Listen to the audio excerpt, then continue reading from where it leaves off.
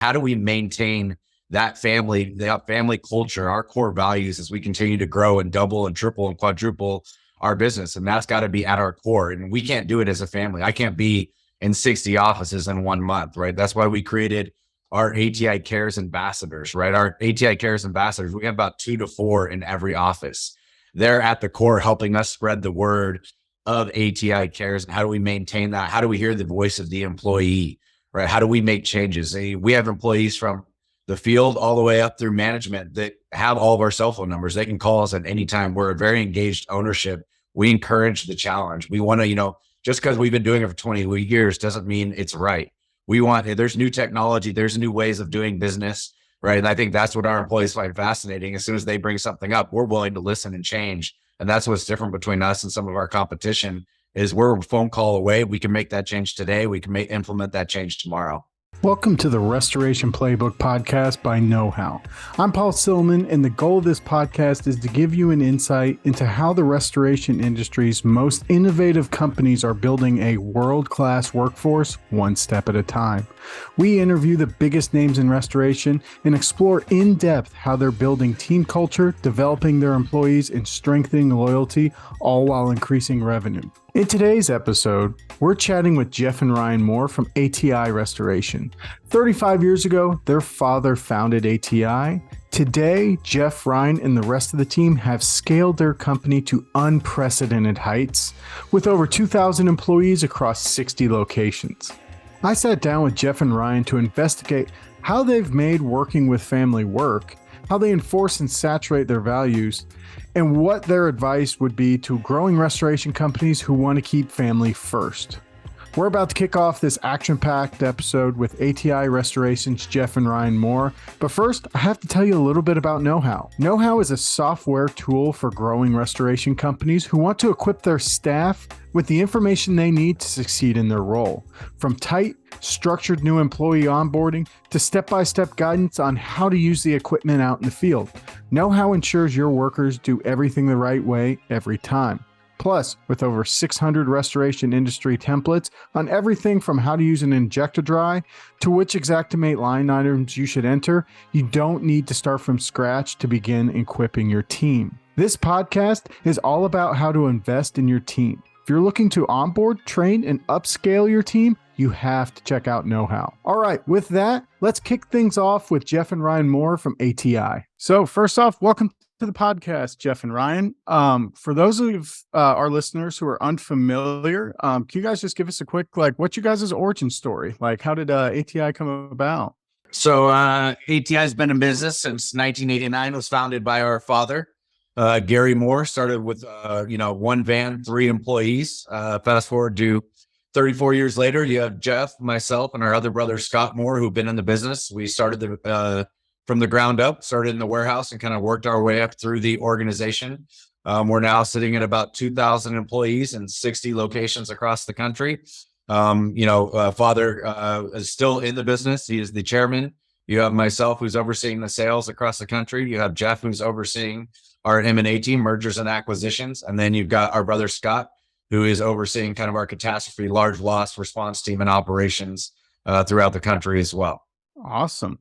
Well, one thing we wanted to talk about was just the family aspect of ATI. We talk to a lot of companies that start off as family businesses, but few of them continue to emphasize the family, part that you guys really do. How did that come about, and how does that really kind of intertwine in you guys' culture? So I think at the crux, the only one in the direct family that doesn't work in the business is mom. I do think mom's kind of a patriarch in making sure that we are really close as a group. I'll be honest, I think anyone who works with family members, it has its trials and tribulations, but I'll be honest, we are exponentially closer. I mean, I talk to if it's not work, it's personal, but we are very actively engaged with each other, and we really don't know anything different. I don't even remember the last time. I don't even remember the last time one of us had a fight with one another. It's just one of those things that we grow up in. We don't argue over work. I think as we've scaled the business and as we've gotten bigger and learned to make sure everyone has their own lanes. It was a lot harder early on because as if you're both over operations, everyone has a different opinion on how you can do something or how you could do a job, how you could estimate a job, how to entertain a client. So I think the more, if you're a family in business in restoration, the more you can segue and make sure you're all doing what you're really good at and you're not contradicting each other, it makes it a lot easier. But when you're stepping on each other's business, it certainly, there was times and years where it was more challenging because of that. But I think once you figure that out and you respect the family member, not only as a family member, but as an employee, and they're in a seat for the reason, you have to trust their judgment if they're overseeing a certain department. And the second you don't, that's when you get all of the stories and the horror stories that everyone hears in terms of family businesses. Yeah, I think to follow that, right? We also, the thing I pride ourselves most with our family is there is no ego within our own family, right? We're going to do whatever's best for the organization, whatever's best for the company, right? Regardless of what our title is, what our responsibility is, we want to make sure we're making the right decision for our employees, right? Our secondary family within the business. And I think we take that very seriously. Father started the company. We have a legacy to fulfill. If anyone's as passionate, nobody's more passionate than me and my brothers are, right? To continue this legacy for hopefully one day, one of our children will want to continue working in the business like we do. In order to do that, we took training and education very seriously. We joined Cal State Fullerton Center for Family Business. We did the Kellogg School of Business, on governing family businesses. So we've done everything that we possibly can to educate ourselves, on how do we continually successfully, transition the business from generation 1 to generation 2 and generation 2 to generation 3. I think everybody knows the success stories in family businesses are not very high. Right. So it's something that we pride ourselves in. We don't want to let our father down. We don't want to let that legacy down. We want to continue to build upon what our father started. No, that's that's amazing that you guys even took those steps to really drive that and have that education going forward. I personally started at a restoration shop that was family and did not go well. I've been in a couple meetings where it was got a little feisty, but with all that time, is there a point you guys can remember where that effort to really create that family experience across all your staff kind of took place, especially while you guys were growing? I think some of it, I think from the personal family perspective, it was maybe 8 or 10 years ago. We actually, we kind of started meeting on a quarterly basis. We hired an outside family advisor, and, I mentioned the patriarch of the family's mom who's ever been in the business. And her thing was, I want you guys to be as successful and, you guys do whatever you want in the business. I only have one requirement. And that's the fact that the second this business tears you guys apart, this is not of interest to the family. And that has allowed us to grow. But, I think going back to what Ryan talked about, no egos, I think that goes to the whole organization. And it doesn't matter what your last name is. We will never continue to grow. We will not be successful unless our employees have a voice. And it doesn't matter. I was just talking to one of my employees earlier where we've got an acquisition that we're closing in the next couple of weeks here. And we were debating on like the term of a lease. And one of my employees is, well, Jeff, I think it should be 2 years. And I'm like, well, I think it should be 5 years because that's the right thing to do. But, I'll give you some latitude and you make the right decision. This is right up your alley. I'm not, as the owner, you can't tell someone what to do. At the end of the day, he's managing that process on my behalf and he was getting my opinion. I need employees at all levels to challenge the status quo. We don't know everything. We've never been bigger than what we are today. So every year we hit a new threshold in the size of the business that we are. We need really smart, opinionated people to challenge status quo, challenge the mores, challenge the leadership, C-suite. That's what makes us a better version of ourselves. We can't continue to do what we did 3 years ago. No, that's actually that's great to hear because, on this podcast, we talk to a lot of, business leaders and, growing your company, giving that, kind of empowerment to your employees to, it's not like it was 20 years ago, 10 years ago, where it was just labor workers running out. You're building that company culture. You're building a family, like having people who have that freedom to challenge that, to find ways to grow, I think is something we're hearing more and more of. And it's evident with you guys, especially the more you guys are growing and more you're scaling, How important is that kind of family, but also that empowerment of, kind of growth with your employees? Well, we talk about our core values, which is ATI cares, right? And our philosophy is if you don't adapt, you die, right? So we can't continue to go by the status quo. If we continued to follow what Dad started 34 years ago, we wouldn't be where we're at today. And I think that's evident in some of the talent that we brought in, not only within the industry, but outside of the industry. Yes, all we know is restoration. We've all grown up in the business. It's all we ever know. But bringing in business leaders outside of the industry to teach us business, right? How do we manage people? How do we keep our core values intact? We created ATI Cares about 6 years ago, and it was really in alignment. If you look at our family's core values versus the company's core values, they're very similar. Right. I think that's our biggest, focus right now. When we talk about scaling the business, how do we maintain that family culture, our core values as we continue to grow and double and triple and quadruple our business? And that's got to be at our core. And we can't do it as a family. I can't be in 60 offices in 1 month, right? That's why we created our ATI Cares ambassadors, right? Our ATI Cares ambassadors, we have about 2 to 4 in every office.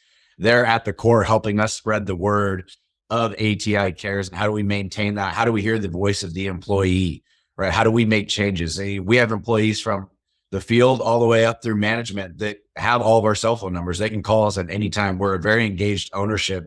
We encourage the challenge. We want to, just because we've been doing it for 20 years doesn't mean it's right. There's new technology, there's new ways of doing business, right? And I think that's what our employees find fascinating. As soon as they bring something up, we're willing to listen and change. And that's what's different between us and some of our competition is we're a phone call away. We can make that change today. We can implement that change tomorrow. Wow, that's incredible to see, especially those lines of communication, because, when you guys do get bigger and bigger, anyone who's worked in larger companies knows it's harder and harder to get a message upwards. It's definitely something in the restoration industry because it's not an easy industry. Let's be honest. These are long hours. These are, most homeowners' worst day of their life. So being able to have that communication, but also knowing that, frankly, you have your owners have your back, like someone's there for you, and listening is a huge thing driving forward. Yeah, one of the things I saw is, when your values are crystal clear, the decisions staff have to make become much easier. That's something I saw you guys put out there. Is there an example of any like hard decisions or kind of ways you've had to navigate making sure those values are crystal clear? I think just training. When we came up with ATI Cares, we went out to every office and we have to live every decision by ATI Cares. Whether it's a customer, it's doing the right thing with an employee. We get submissions every month from employees. It's incredible what some of the submissions we get, whether it's someone doing a great job at work. A couple of my favorite stories. One was one of our competitors was stranded on the side of the freeway and someone submitted like an ATI Cares award. And not only did they help them fix their car, they took them back to their office and it was their biggest competitor in the marketplace. And every decision we make has to be, right thing always. What is the right thing to do? Whether it's a really tough thing to do, whether it's going to cost the company a lot of money. It's more important to do those things when no one's watching and no one's paying attention than when all eyes are on you. And it's making sure that all the employees understand what our values are. Because honestly, before we created it, no one knew what they were. And we spent a lot of time and money invested to make sure that everyone down the organization understands what our core values are. Yeah, I think a prime example of that we've gone through between last year and this year, right? We're making a huge investment in our ERP. And we're going through that right now. And right now at the top, we thought it was a great system that we had invested in, right? Then we started to talk about the field level, the management level, and they said, guys, we can't roll this out, right? That was a couple $1 million mistake that we made. And we said, absolutely, you're right. If it's not going to make a difference in our field and our managers' eyes, we need to absolutely stop it. And we need to make the investment in what's right for the organization, right? Just because we thought it was the right tool to do it at the right time, when we found out it wasn't going to make a significant impact within the organization from the field up, we stopped it immediately and brought their buy-in, right? And we're completely reverting that. And it was a couple $1 million mistake we made, but it's the right thing to do because we need to make that investment for our employees, not for our management team. No, that's fantastic. Especially, there's a lot of people out there who, were bought or part of other organizations, and you kind of get lost in the weeds. So hearing that, you guys take that decision to make sure something's going to come across the line to make sure it's going to help your organization. I mean, it's mind blowing. That's fantastic to hear. Now, obviously you guys are growing, you're scaling fast. How much does that company culture that maybe is at a location prior to coming on board with you guys, is that something you guys look for and someone that you may look to acquire or bring on board? Yeah, I think first and foremost is culture. I mean, at the end of the day, there's 15,000 restorers out there. There's lots of people that know how to do the job, but first and foremost, you've got to have a good rapport with the owner. How does he, how much is he, as you're talking to an owner, he or she, how engaged and concerned are they about their employees? Because there's owners I talk to that they're only concerned about dollars and cents. It's not a good fit. I've got others that spend 90% of the time about their employees. Like, how is this going to impact my employees? My number two, how is it going to impact the person I hired last week? How are you going to treat my employees? What are you going to do to the employees? Those are the people we're looking for. We're looking for how you answer those softball questions on how you treat your people. How are you talking about them? You're on the phone with me. No one else is hearing the conversation. And how are your reviews online? How are your Glassdoor rankings? So again, all the things that you do in front of people and all the things you do behind the people. Absolutely. And, one of the things we found in our report we did with CNR Magazine this past December on the state of the industry is, a lot of people are struggling with finding employees, hiring good people. How do you see this family first approach? How does it affect your kind of turnaround? Like being able to bring someone in and build that career, knowing they have that support. This is somewhere that they want to grow and be with. Yeah, I think, our employees, they're our number one asset, right? They're the heart and soul of our organization. So, I think what's most important to us is education and training. How do we invest back into the employee, which is why we created ATI University. With ATI University, we've had over 100,000 hours invested last year alone that our employees are able to log in online and do training invested within themselves. We've also created career paths. Right? How do you get from a technician to a supervisor, from a supervisor to a project manager to a project director? Right? Those are amazing opportunities. That's part of our core values. When we look back at 2022 alone, we had 155 internal promotions. Right? That's something that we pride ourselves in, and we're really, really proud of that. Right? When we talk about we were bringing in a new acquisition, right? Hey, maybe this new acquisition has 3 locations, but you're coming into an organization that has 60. Right. That's 60 other opportunities. If you want to relocate, if you want to move up within the organization, we want to invest in you. If we don't have the tools and the education, bring it to us. We are more than willing to do that. Right. We want to know that you want to move up in the organization, and we will invest our time and our money in that employee. I would love to have a success story of promoting internally rather than going out and hiring from one of our competitors. Right. When we know they come up the ATI way, we have a much better success rate. The other thing that I think is probably the most interesting stat that I've seen from our HR department is 10% of our employees are back for a second time, right? It's a very competitive industry. And I think it's been influx of capital. There's been, big time recruiting and poaching from one competitor to another. And the grass isn't always greener, right? I think everybody sees that opportunity. I think it's an interesting stat that our employees have gone out and see what else is out there, and they've come back. And our employees right now, they're our number one asset. They're our biggest recruiter. So we put incentivized programs together for referrals, right? They're going to be our number one asset, their family, their friends. They're the number one recruiters that we have within the organization. And that's really been a big help for us as we continue to grow and expand throughout the country.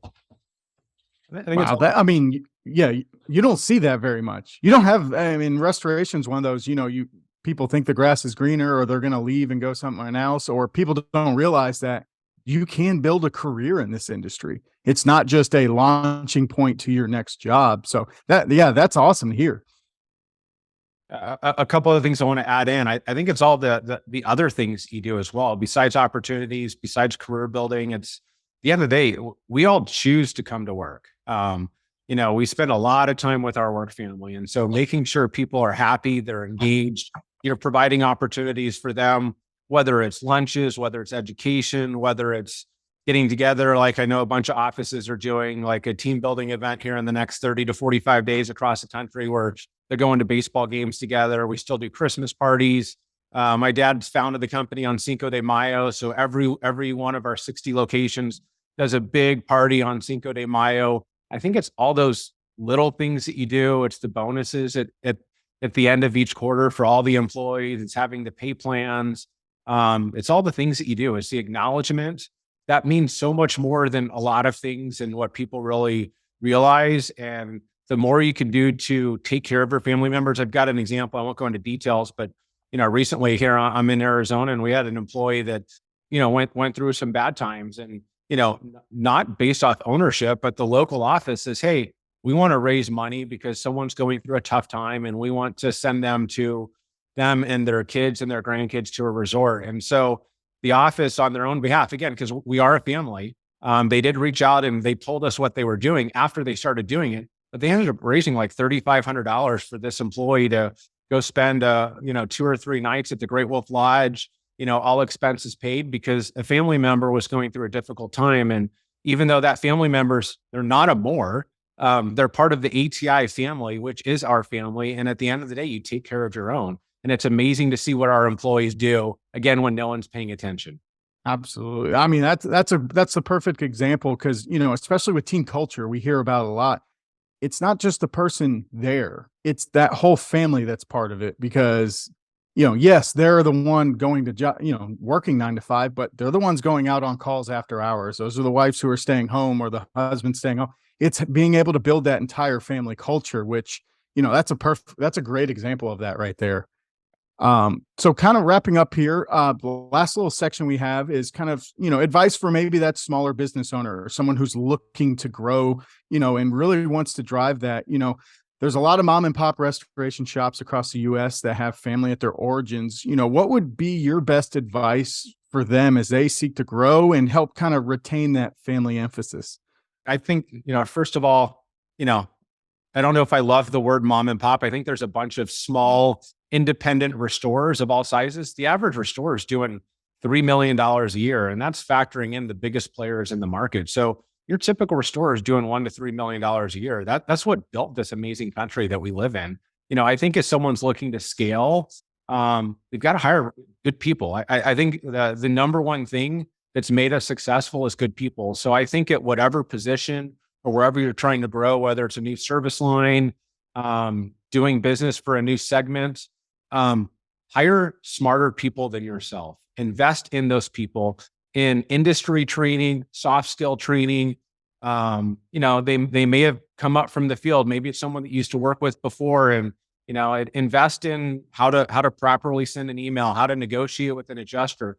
There's a ton of industry resources. You have to invest in your business. You have to invest in your employees. You have to invest in yourself. There are resources like the RAA. I always have to do my pitch for RAA. If you really want to know what's going on in the industry, you've got to join trade associations. If you want to know what best in class is, there are business coaches out there that have taken guys and gals doing $1 million a year and have grown them up to $10 million. You need to have, what is your ultimate end goal? Talk to other restorers, whether they're in your market or not. Find a mentor. If you need help through RA, I'd be happy to find anyone a mentor, but I think it's really important to have someone in the industry that you look up to that can help guide you and grow as big or as small as you want to be. I don't think there's, a certain size anyone can get to if they've got the hunger and the desire to grow. Yeah, I would just double down on investing in yourself, right? We only know the company, we only know ATI, right? We were born and raised in this business.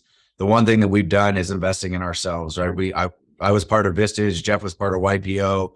I'm now part of YPO, which is Young Presidents Organization. We were also, Gary, our father, was part of the Cal State Fullerton peer affinity group, right? With other family business owners. I think we're always trying to find out, how do we better ourselves, right? None of us are perfect. We need to hire people that are smarter than us. We need to hire people that are willing to challenge us. And we need to look outside of the industry as well as inside the industry, right? What else are we missing? We need to hire to our weaknesses. Maybe we know restoration, but we don't know business. Maybe we know our family, but we don't know culture. How do we maintain that? We've hired a consultant to help us build out our culture, right? We can't do it on our own. We need to double down and invest in ourselves and bring in outside talent to help make not only ourselves better, but our organization better as well. Yeah, that's absolutely. One thing that reminded me of, I think a big turning point in ATI's history and trajectory the last 10 years is Dad was smart enough to bring in an outside board of advisors, not a formal board of directors, but I think Ryan, I, and Scott were probably a little skeptical at first on, how is this going to help us? And, Dad went out and interviewed some people that were, honestly, I think one of them was an insurance broker. One of them ran a masonry business. One had been a serial entrepreneur and had started a bunch of businesses.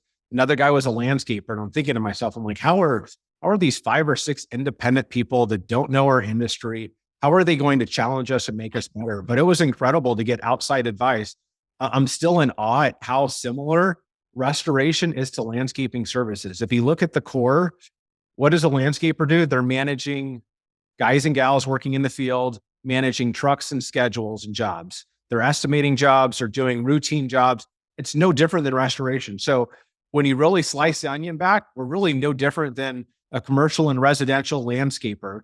And that owner or the executive brought so much value to us. But again, it's an investing in yourself. It's investing in the business. You can never lose sight of that. It's never too early to bring on outside advisors, whether they're paid, whether they're your next door neighbor, whether they're your aunt and uncle who have been really smart and have a different caliber and a different perspective. Always challenge yourself to do more and be better. Man, this has been fantastic. I mean, any restoration owner listening to us right now, I mean, there's just absolute golden nuggets in there because, restoration isn't unique to business. It's a lot of the same type of thing. So how do you learn, diversify, find those different things? And man, that's fantastic. So kind of wrapping up, people, where can everybody find you? What socials, things of that nature, where can they connect with you? Social, email, cell phone. You can email either one of us, jeff.moore@atirestoration.com and ryan.moore@atirestoration.com. You can find us on LinkedIn, Facebook, Instagram, our website. Feel free to reach out if anyone ever has any questions on how to scale, how to grow, how to manage family within a business. Either one of us would be more than happy to follow up with anyone individually. Perfect. Thank you guys so much. This has been fantastic. Appreciate the time. Appreciate it. Thank you. There you have it, folks. Thanks again to Jeff and Ryan from ATI for sharing those incredible insights with us. And thank you again to the listener for checking out the Restoration Playbook podcast. If you like it, remember to share with your friends and give a good rating wherever you get your podcasts. And remember, you can get access to my comprehensive day 1 mitigation checklist for free by hitting tryknowhow.com/podcast1. That's tryknowhow.com/podcast1. Thanks for tuning in, and we'll see you soon.